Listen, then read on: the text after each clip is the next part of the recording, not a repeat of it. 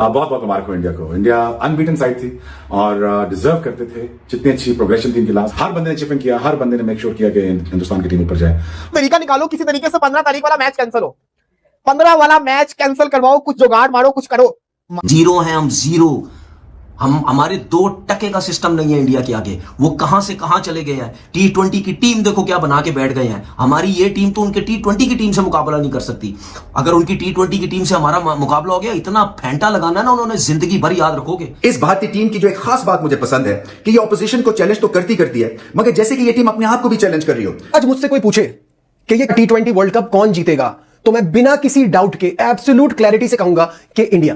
जितना बड़ा मुकाबला, जितना प्रेशर वाला मैच, जितना कड़ा इम्तिहान, उतने ही अच्छे नंबर लेके आते हैं और प्रेशर में अपनी बेहतरीन जैसे कि क्रिकेट खेलते हैं। ये इनका फोकस बढ़ जाता है, जैसे कि सारे स्विच ऑन हो और गेम को रीड करने की सलाहियत भी बेहतर हो जाती है। तरह के प्लेयर्स हैं, बॉलर्स हैं कि वो किसी भी टीम को किसी भी पिच पे डैमेज कर सकते हैं। हम पाकिस्तानी इतने रन, खुदा की कसम, हम 50 ओवरों में नहीं बनाते और इंडिया वाले 20 ओवरों में इतने रन बना गया। मुझे पकड़ो ना, अब मुझे बताओ मैं क्या करूं 20 ओवर में। पीरियड टीम जो है ना वो क्लियरली नजर आ रही है इंडिया, और जिस तरह से इंडिया खेल रही है और जिस तरह से इंडिया ने सारी अपनी प्लानिंग की हुई है और बहुत सारी चीजें उनकी ऑटोमेटिकली ठीक हो गई है। With Surya Kumar getting the form that he is getting, पिछले 2 मैच से लग रहा है कि वो जो कुछ 1-1.5 साल 2 साल से फॉर्म खराब हो रही थी ना, वो वापस आ गई अच्छी फॉर्म।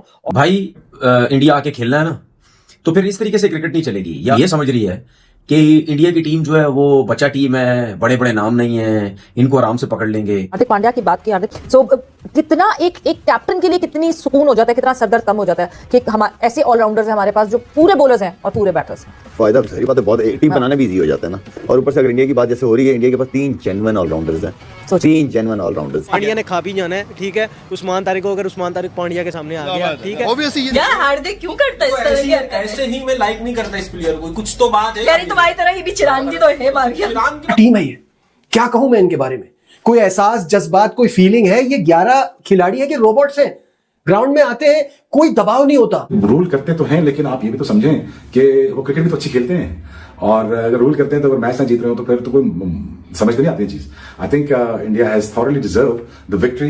एंड इंडियन टीम के पास बैटिंग लाइनअप है ना, जो क्लैरिटी है हर बैट्समैन के पास, और सबको पता अपने रोल का, बाकी टीमों में नहीं है जो इस वक्त इंडिया के पास है। जब बल्ला का शोर इतना ज्यादा हो जाता है तो सारे लोगों का शोर कोई मायने नहीं रखता। When the bat speaks the noise fades.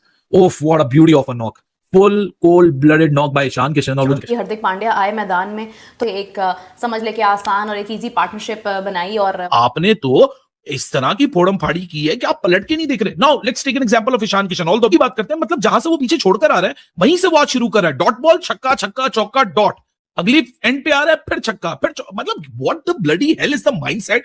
मैं तो भाई कॉम्प्लेक्स का शिकार हो गया हूं, and I have absolutely no shame in accepting this. This is an absolute kind of madness. जब ये सब कनेक्ट होता है और सब एक पेज पे आ जाते हैं तो इतना शानदार पूरा बनता है कि ऑपोजिशन के पास इसका तोड़ नहीं होता। आजकल की टीम में आपको कम नहीं है, आजकल की दुनिया की क्रिकेट में आपको बहुत कम नजर आएंगे जेन्युइन ऑलराउंडर्स की बात कर रहा हूँ। बॉलिंग बैट्समैन और उसकी बैटर की बात नहीं कर रहा। देखिए फायदा बहुत है, टीम कॉम्बिनेशन इजीली बन जाता है, कप्तान के लिए डिसीजन लेना इजी हो जाता है और उनका इंपैक्ट बहुत ज्यादा होता है जो ऑलराउंडर्स होते हैं। फिर भी आगा जी 15 वाला मैच जी जाना, अपने भाई बांग्लादेश का बदला लेना है और इनको हराना भी, और साथ ही साथ जैसा कहते हैं ना फाइनल भी इंडिया से लंका में लेके जाना है। लेकिन जो हालात लग रहे हैं, मतलब जीरो है हम, जीरो।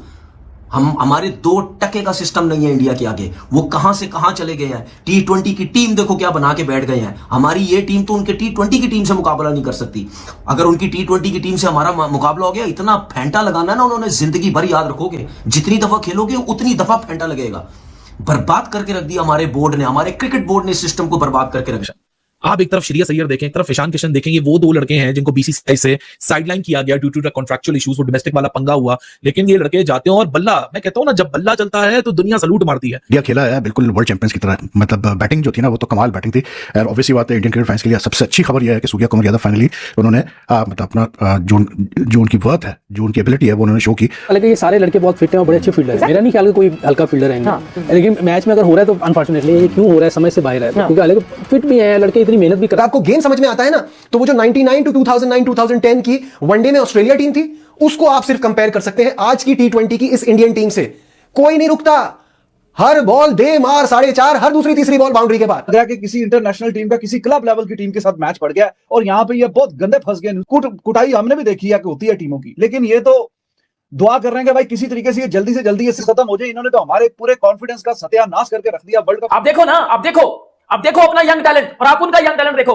आपका साइम अयूब घंटा परफॉर्मेंस है उसकी, आजम खान गेंडा उसकी घंटा परफॉर्मेंस है, शाहीन अफरीदी, नसीम इनकी घंटा परफॉर्मेंस है यार। ये 2 टके के प्लेयर ये क्या मुकाबला करेंगे भाई? ये आईपीएल का टैलेंट है ना कि वो आईपीएल में इतनी जबरदस्त क्रिकेट खेलते हैं कि वो इंटरनेशनल में किसी भी बादल को फेस करने से डरते नहीं है। ये आईपीएल का टैलेंट है। इंडिया की क्लास बिल्कुल डिफरेंट हो गई है।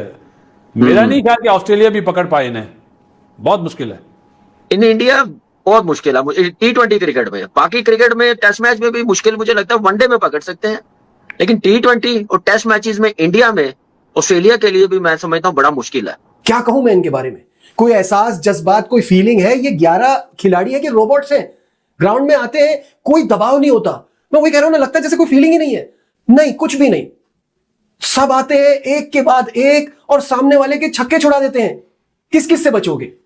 मुझे यहां ऑनेस्टली बताइए, क्योंकि मुझसे बहुत सारे लोग कमेंट्स में बोलते हैं कि यार आप इंडिया की बहुत तारीफ करते हैं। ना करें तो क्या करें? कैसे ना करें तारीफ?